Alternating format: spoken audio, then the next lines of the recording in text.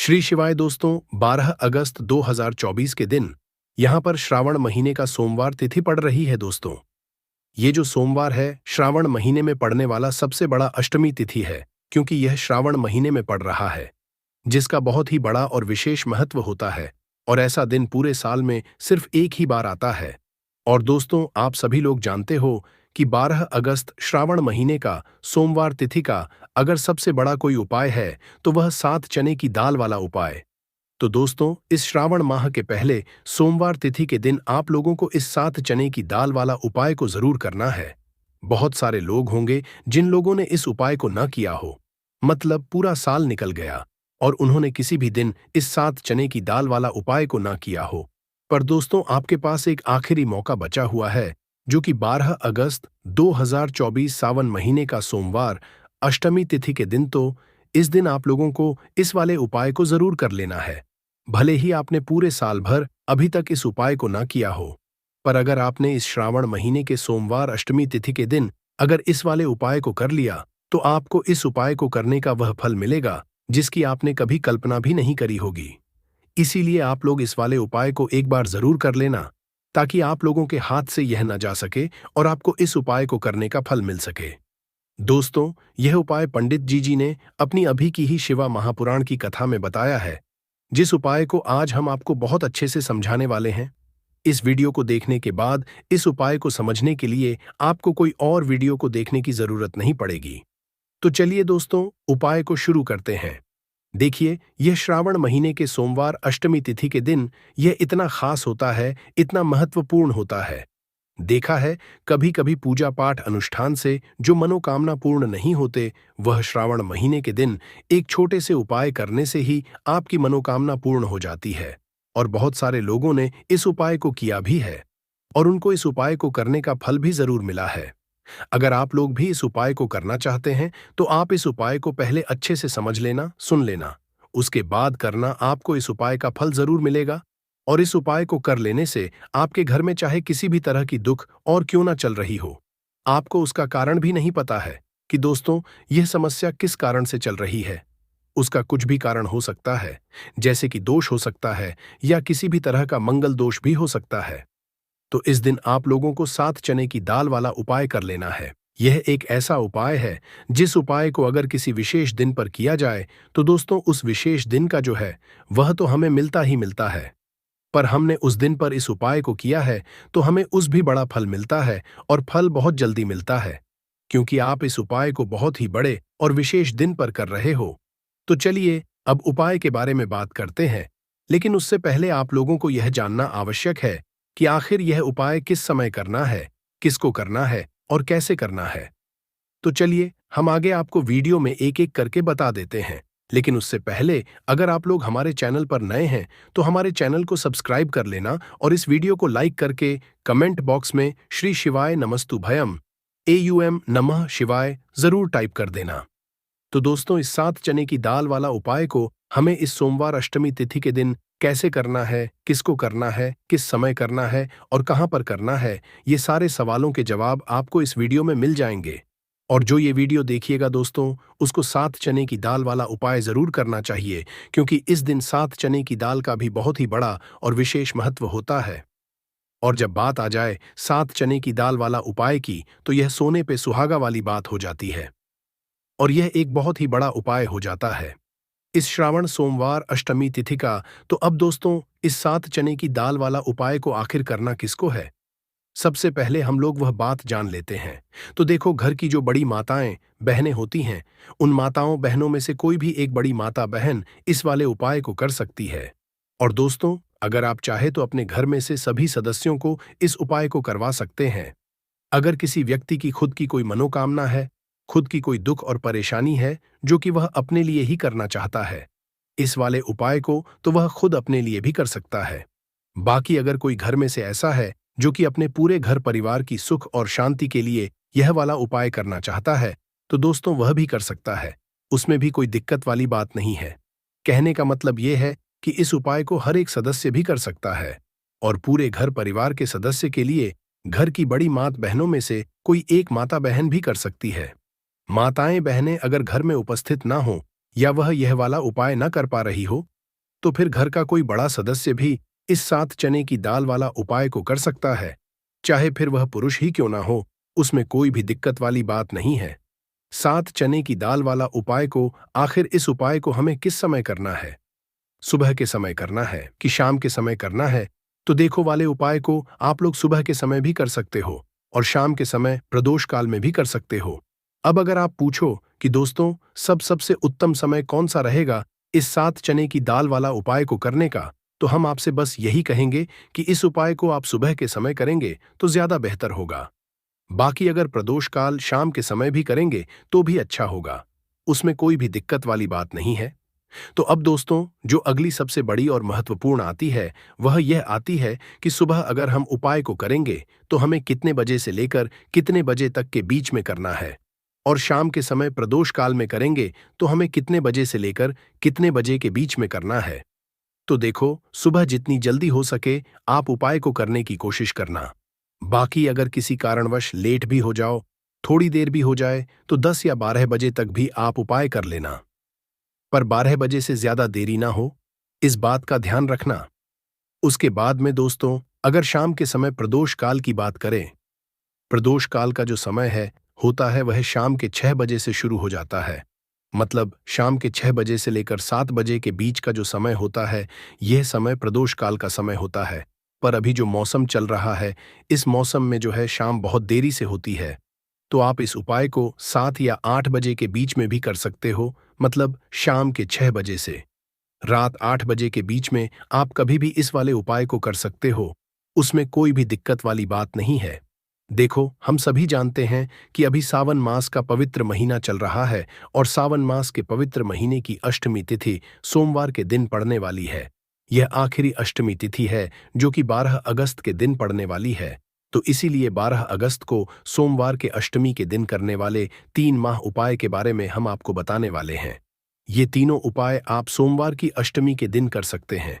बहुत ही प्यार से उपाय होने वाले हैं। तो 3 महा उपाय के बारे में हम बात करते हैं, तो बिल्कुल एक एक करके हम सारे उपाय को समझेंगे। जैसा कि हमने आपको बताया कि 7 चैन की दाल वाला ये उपाय है। इस उपाय को आपको करना है अष्टमी के दिन। देखो क्या क्या सामग्री लेनी है, पहले ये समझ लो। 7 चैन की दाल, चना की दाल खंडित नहीं, हनी चाहिए। और शनि की चैन की दाल व्यक्ति भगवान शिवा के ऊपर सोमवार अष्टमी तिथि के दिन अर्पित करता है तो वो स्वर्ण ही भगवान शिवा को अर्पित करता है। अगर वो स्वर्ण भगवान शिवा के ऊपर अर्पित नहीं कर सकता, नहीं की दाल अगर अर्पित करते हैं, तो आपके जीवन का भाग्य जो है वो उदय हो जाता है। यानी कि पूज्य गुरुदेव ने बिल्कुल से कहा है कि अगर आप चैन की दाल अर्पित करते तो आपके भाग्य का उदय होता है, किस्मत चमकते जाती है। तो देखो क्या करना है, बहुत ध्यान से समझना। तांबे के पत्र के अंदर जल लेना है, साथ में एक स्टील की कटोरी के अंदर थोड़ा सा झालना, थोड़ा सा गुड़ डाल देना, गुड़ डालना है, गुड़ वाला पानी बना लेना है। साथ में लेना है आपको 7 चैन की दाल। ये तीनों चीज लेकर के आपको जाना है भगवान शिवा के मंदिर में। देखो सोमवार अष्टमी तिथि के दिन सुबह से लेकर के शाम तक जब आपकी इच्छा हो तब आप भी उपाय कर सकते हैं। अब आपको क्या करना है, सबसे पहले क्या करेंगे, जो चैन की दाल है, चैन की दाल को आप गुड़ वाला जो जल उसके अंदर आपको दाल देनी है। साथ ही चैन की दाल ले रहे हैं या 3 चैन की दाल भी ले रहे हैं ना, तो आपको गुड़ वाले जल के अंदर दाल देनी है। थोड़ा सा ही गुड़ वाला जल देना, और जब गुड़ वाले जल के अंदर आप डालोगे ना, तब आपको बृहस्पतिवार महादेव का स्मरण करना है। देखो बृहस्पति ईश्वर महादेव का नाम लेते हो तो गुरु ग्रह मजबूत होता है, और गुरु ग्रह मजबूत होता तो आपको आपके भाग्य का साथ मिलता है। यानी कि जो भी आपको भी कम कर रहे हो ना, तो उसमें आपको सफलता मिलती है। क्या करना है, चैन की दाल डाल दी। अब आपको क्या करना है, तांबे का जो पत्र है, अब आपको क्या करना है, ये जो चैन की दाल है और गुड़ में से जल्द जो है जिसमें आपने डाली है, ये चैन की दाल और गुड़ में जल भगवान शिवा के शिवलिंग पर आपको अर्पित कर देना है श्री शिवाय नमस्ते भीम का जप करते हुए।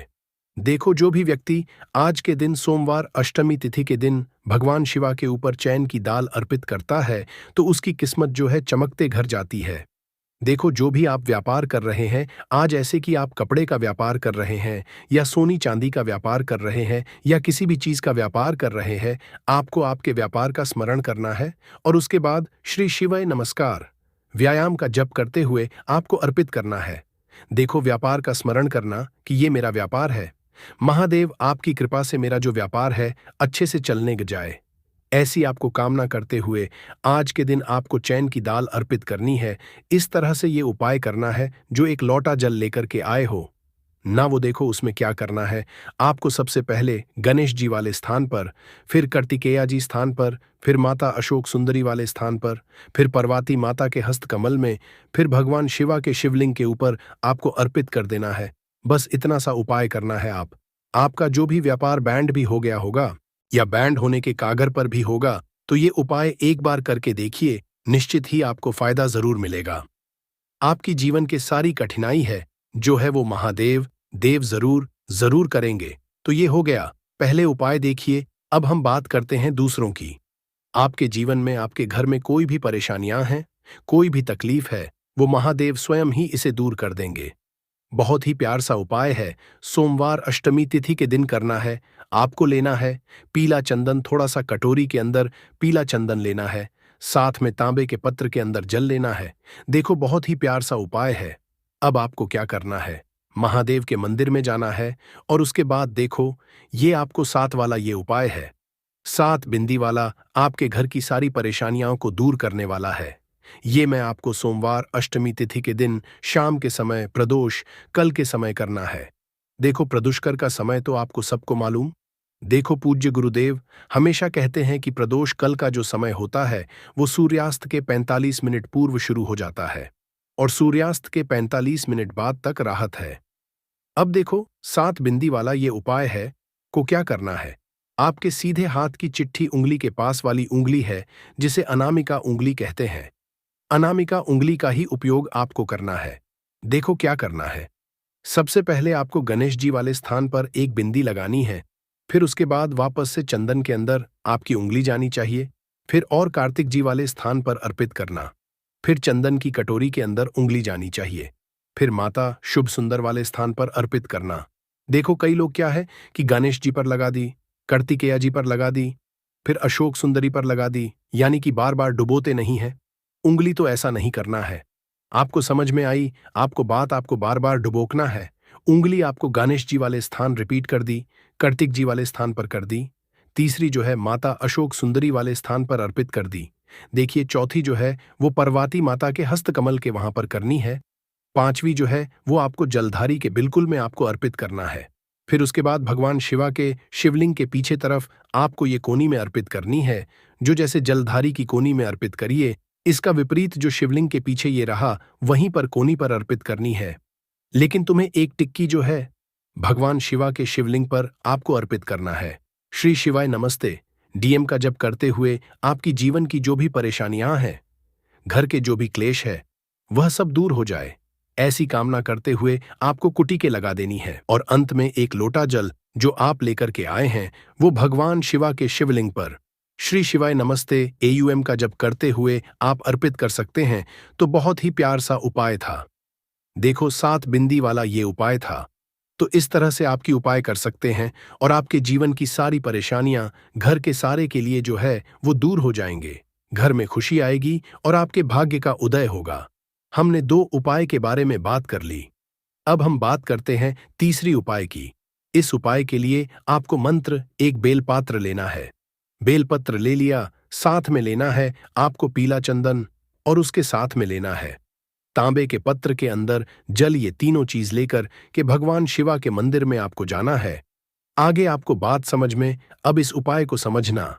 ये जो बेलपत्र है, ये बेलपत्र आपकी जो भी इच्छा है वो बोल करके मां अशोक सुंदरी के स्थान पर आपको टच करना है, रखना नहीं है, टच करवाना है।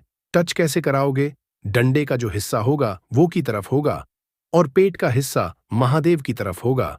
टच करके वापस से उठा लेना और उसके बाद जो पीला चंदन लेकर के आए हो ना, पीली चंदन की एक टिकी आपको, ये जो तीनों पत्तियों के बीच में जो दांडी, यहां पर आपको पीले चंदन की टिकी जो है आपको लगा देनी है।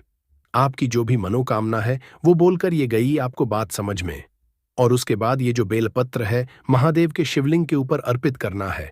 डंडे का हिसाब जलधारी की तरफ होना चाहिए। देखो, आपकी जो भी मनोकामना है, विशेष मनोकामना, वो आपको बोलना है इस सोमवार अष्टमी तिथि के। पर देखो, जब आप अशोक सुंदरी वाले स्थान पर रखोगे तब भी आपकी मनोकामना बोल करके उठाना। फिर उसके बाद भगवान शिवा के शिवलिंग पर आपको चंदन लगा करके अर्पित कर देना है। तब भी आपको जल जो है, आपको इस बेलपत्र के ऊपर आपकी जो भी कामना है वो बोल करके श्री शिवाय नमस्तवाम का जप करते हुए ये अर्पित कर देना है। जो भी व्यक्ति सोमवार के अष्टमी तिथि पर पीला चंदन भगवान शिवा के शिवलिंग पर इस तरह से अर्पित करता है तो उसके भाग्य का उदय होने लगता है। तो ये उपाय भी आप कर सकते हैं। जैसे पितृदोष हो सकता है, काल सर्प दोष हो सकता है, या किसी भी तरह का मंगल दोष भी हो सकता है। और भी बहुत तरह के दोष होते हैं, कुछ भी हो सकता है। पर आपको इस उपाय को करने के लिए अपने दोष को पता लगाए भी जरूरत नहीं है। आपके घर में किस कारण से इतनी दुख और परेशानी आ रही है वह भी आपको पता लगाने की जरूरत नहीं है। बस सोमवार अष्टमी के दिन इस उपाय को कर लेना, क्योंकि इसी एकमात्र उपाय को करने से आपके पूरे घर परिवार में सुख और शांति हो जाएगी। आपके घर में अच्छे अच्छे काम होने लगेंगे। आपकी जो भी मनोकामना होगी वह भी धीरे धीरे करके पूर्ण होना शुरू हो जाएंगी। अब हम समझते हैं इस एक लाल और एक सफेद फूल वाले उपाय को आपको करना कैसे है, किसको करना है, किस समय करना है और कैसे करना है। देखो, उपाय बिल्कुल आसान है, बस समझने वाली बात है, ध्यान से समझिए। उसके बाद ही आप लोग जो है इस उपाय को जरूर कीजिएगा। सबसे पहली चीज हम लोग ये समझते हैं कि इस एक लाल फूल और एक सफेद फूल वाले उपाय को इस आने वाली सोमवार अष्टमी के दिन किसको करना है। तो देखिए, इस उपाय को घर के सभी सदस्यों को करने की बिल्कुल भी जरूरत नहीं है। घर में से कोई एक मुख्य बड़ा सदस्य ही इस उपाय को करेगा तो उस घर परिवार के सभी सदस्यों को इस उपाय को करने का फल मिल जाएगा। पर वो बड़ा सदस्य कौन होगा, कौन मानव इस उपाय को करेगा? तो यहां पर देखिए, हम आपको बता दें, घर की जो बड़ी माताएं बहनें होंगी, घर की बड़ी माताओं बहनों में से कोई भी एक माता बहन इस वाले उपाय को कर सकती है। अपने पूरे घर परिवार के लिए घर में सभी सदस्यों को इस उपाय को की जरूरत नहीं है। मात्र घर की जो बड़ी माताएं बहनें हैं उनमें से कोई भी एक माता बहन इस वाले उपाय को करेगी तो उसके घर परिवार के पूरे सदस्यों को इस उपाय का फल मिलेगा। अगर किसी कारणवश माताएं बहनें घर में उपस्थित ना हो या वो इस उपाय को ना कर रही हो, कुछ दिक्कत हो, तो दोस्तों उस जगह पर फिर घर का कोई बड़ा मानव भी इस उपाय को कर सकता है। माताओं बहनों के कहने का मतलब ये था कि माताएं बहनें घर की लक्ष्मी है। जब घर की लक्ष्मी कोई उपाय करती है तो निश्चित ही भगवान शिव जी बहुत जल्दी प्रसन्न होते हैं और उपाय का फल में बहुत जल्दी और बहुत बड़ा करके भी यहां पर देते हैं। तो आप लोग ये बात समझ गए होंगे। अब हम ये बात समझते हैं इस वाले उपाय को हमें करना किस समय है। एक लाल फूल और एक सफेद फूल वाले उपाय को हमें सोमवार के दिन करना किस समय है। तो देखिए, इस उपाय को करने का जो समय है, सुबह का समय भी है और शाम का समय भी है। अब देखिए, यहां पर हम मुख्य रूप से सुबह का समय नहीं, क्योंकि देखिए ये जो काल अष्टमी तिथि है और आप सभी लोग जानते हैं अष्टमी के का प्रदोष काल का मतलब शाम का जो समय होता, इस दिन भगवान शिव जी का सबसे प्रिय दिन होता है। तो आप लोग इस एक लाल फूल एक सफेद फूल वाले उपाय को सुबह के समय भी कर सकते हो और शाम के समय प्रदोष काल में भी कर सकते हो। सुबह के समय अगर कर रहे हो तो 10 या फिर 11 बजे तक भी अगर उपाय करोगे तो भी आपको उपाय का फल मिलेगा। वही अगर शाम के कर रहे हो तो इस दिन जरूर शाम के समय का ध्यान रखना कि शाम के 6 बजे से लेकर 7 बजे के बीच में अगर आप इस उपाय को कर सकते हो तो बिल्कुल कर लेना, पूरी कोशिश करना। पर अगर किसी कारणवश इस समय के बीच में ना कर पाओ तो रात 8 बजे तक भी अगर आप उपाय को करोगे तो आपको उपाय का फल जरूर मिलेगा। ये बात आपको समझ आ गई कि आप इस उपाय को सुबह और शाम दोनों समय कर सकते हो। मतलब करना आपको एक समय है, घर में से किसी एक ही बड़े मानव को करना है, पर एक ही बार इस उपाय को करना है, दोनों समय नहीं करना है। आपको जो समय अच्छा लगे आप उस समय पर इस वाले उपाय को कर सकते हैं। तो चलिए जानते हैं इन विशेष उपायों के बारे में। परंतु उससे पहले जो भी मेरे दोस्तों, मेरी प्यारी बहनें आज चैनल पर पहली बार आए हैं या मेरी आवाज आज पहली बार सुन रहे हैं, अगर आप भी महादेव के सच्चे भक्त हैं तो वीडियो को लाइक और चैनल सब्सक्राइब जरूर कर लें और कमेंट बॉक्स में लिखे हर हर महादेव, ओम नमः शिवाय। देखो, अब सबसे महत्वपूर्ण बात आती है कि इस उपाय को हमें करना किस लिए है। जैसा कि हमने अभी आपसे बोला कि इस उपाय को करने के बाद आपके जीवन में बहुत सारी खुशियां आएंगी, आपकी मनोकामनाएं पूर्ण होंगी, आपकी धन की समस्या दूर होगी, आपकी पैसों की समस्या दूर होगी। अब देखिए, अगर आप लोग सोच रहे हो कि दोस्तों हमें अपना घर करना है, पर घर बनाने के लिए पैसा नहीं है, हमें गाड़ी लेना है, पर गाड़ी लेने के लिए पैसा नहीं है, हमें जमीन लेना है, पर जमीन लेने के लिए पैसों की कमी पड़ी, डीडीएच रही है, अगर ऐसी ही दिक्कत, परेशानी या किसी भी तरह की धन से जुड़ी हुई समस्या या पैसों से जुड़ी हुई समस्या अगर आपके जीवन में चल रही है, तो यह उपाय निश्चित ही आपके जीवन में बहुत सारे फल लाकर दे सकता है। इसीलिए अगर आपके घर में बहुत ज्यादा समस्या परेशानी चल रही है, धन से जुड़ी हुई, पैसों से जुड़ी हुई, धन की बहुत ज्यादा कमी आ रही है, पैसों की बिल्कुल आवक नहीं हो रही है, तो दोस्तों आप लोगों को इस वाले उपाय को जरूर करना चाहिए। घर में से किसी एक भी बड़े मानव को अब इस उपाय में करना क्या है, वो सबसे पहले हम लोग जान लेते हैं उपाय की सामग्री। हम लोग सबसे पहले जानते हैं कि इस उपाय में किस किस चीज की आवश्यकता पड़ने की। तो देखिए, उपाय का नाम तो एक फूल और एक सफेद फूल वाला उपाय है, पर इस उपाय में कुल मिलाकर 4 सामग्री हमें लगने वाली है, जो कि पंडित जी ने खुद सीहोर वाली कथा में बताया है। और जो हम आपको उपाय बताते हैं वो पंडित जी द्वारा बताए गए होते हैं, अलग से हम कुछ भी नहीं बताते हैं। तो यहां पर हम लोग समझते हैं कि इस उपाय की सामग्री क्या है।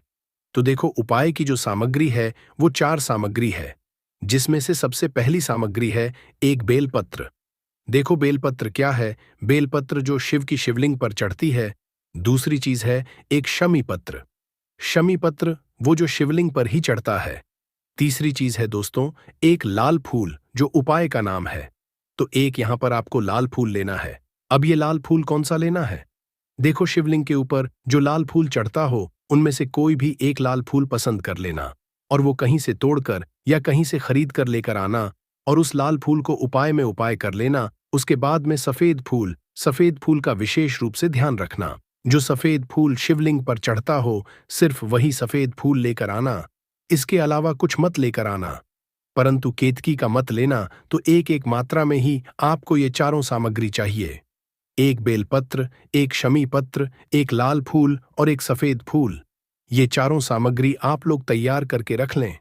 प्रदोष काल में या सुबह के समय जब भी आप इस उपाय को कर रहे, जैसे ही आपके उपाय की सामग्री तैयार हो जाती है, तो क्या हम सीधा उपाय को करने के लिए इन चारों सामग्री को लेकर उपाय करने के लिए जा सकते हैं?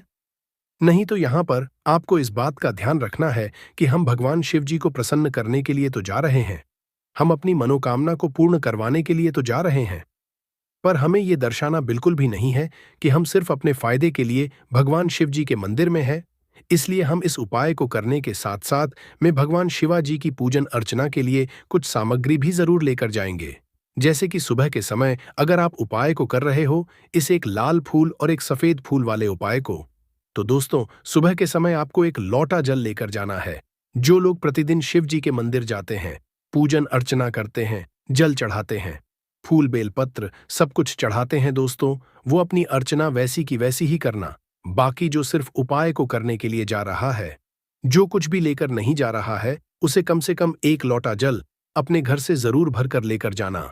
अगर आप उपाय को कर रहे हो, क्योंकि इस वाले उपाय को आप भगवान शिवाजी की पूजन अर्चना करने के बाद ही करना। वही अगर बात करें शाम के समय की, अगर कोई मानव शाम के समय प्रदोष काल में इस वाले उपाय को कर रहा है, तो दोस्तों आप मात्र एक घी का दीपक तैयार करना है। ये बात हम हमेशा बोलते हैं। शाम के समय प्रदोष काल में कोई कर रहे हो ना, तो दीपक का विशेष महत्व होता है। अष्टमी के दिन का प्रदोष काल में जो भी मानव दीपक जलाता भगवान शिवाजी के मंदिर में, दोस्तों उसके जीवन से सारी दुख और परेशानियां भी दूर होती हैं। तो दोस्तों इस दिन दीपक का विशेष रूप से ध्यान रखना। आप लोग अगर आप इस उपाय को शाम के समय प्रदोष काल में कर रहे हो, ये जो दीपक आप लोगे ये आटे का लोगे।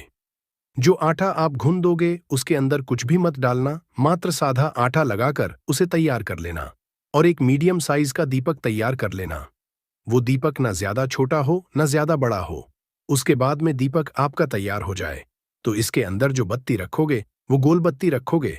देखो, गोल बत्ती भी 2 तरह की होगी, एक बाजार की और एक घर वाली।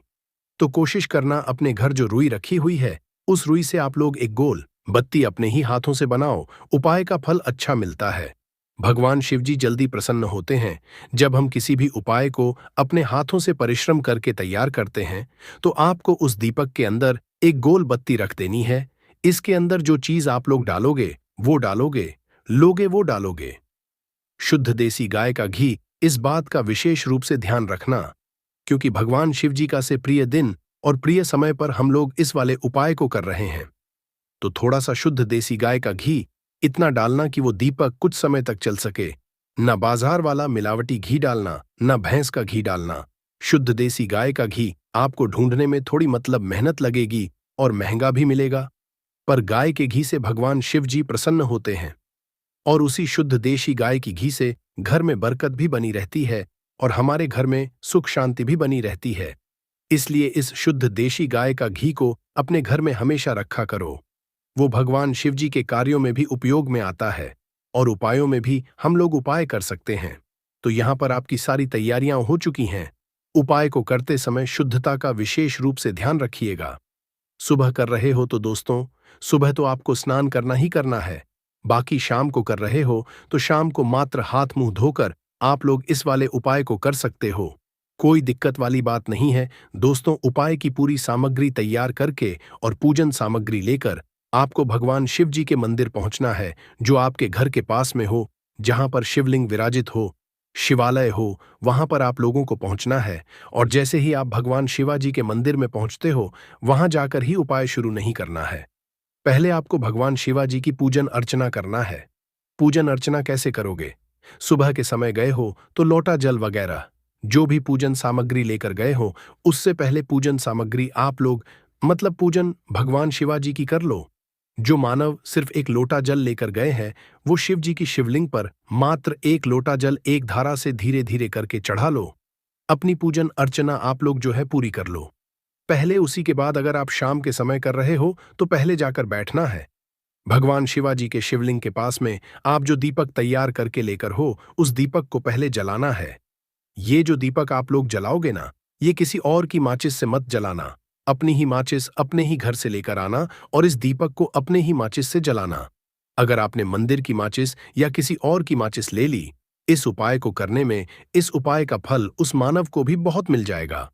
इस बात का ध्यान रखना, अपने घर से अपनी ही माचिस लेकर जाना और इस दीपक को जलाना। दीपक को जलाने के बाद भगवान शिवजी की शिवलिंग के पास में रख देना। शिवलिंग के इतना पास में मत रखना कि भगवान शिवजी को आंच लगे।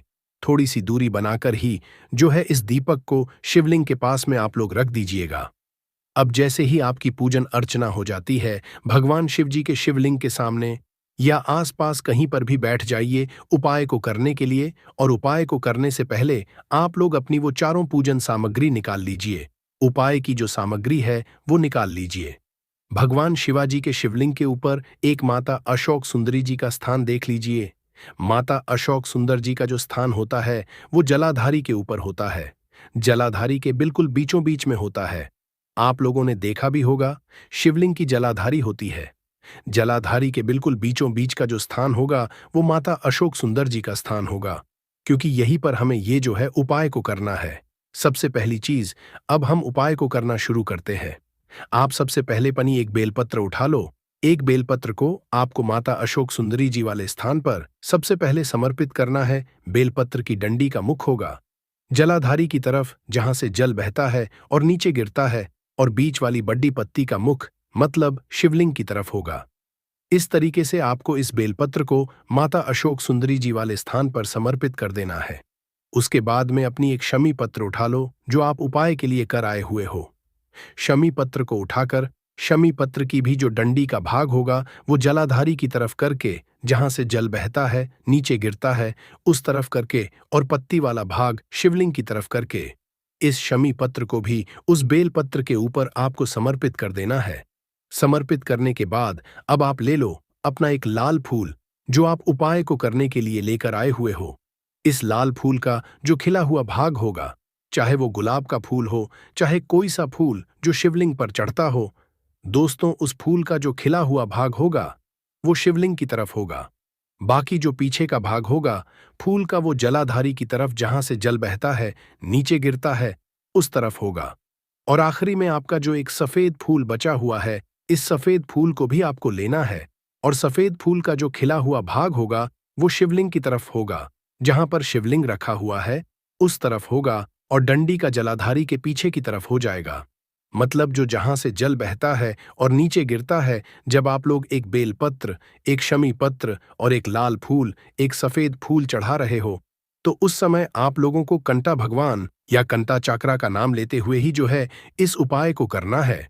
और भगवान शिवाजी और नारायण जी का स्मरण करते हुए ही इस उपाय को आपको करना है। तो जब भी आप एक बेलपत्र, एक शमी पत्र, एक लाल कर एक कमी हो रही है, जो भी दुख और समस्या परेशानी चल रही हो, आपको अपनी वह दुख और परेशानी जो है भगवान शिव जी से उपाय को पूरा करने के बाद वहीं पर पास में बैठकर बोल देना है।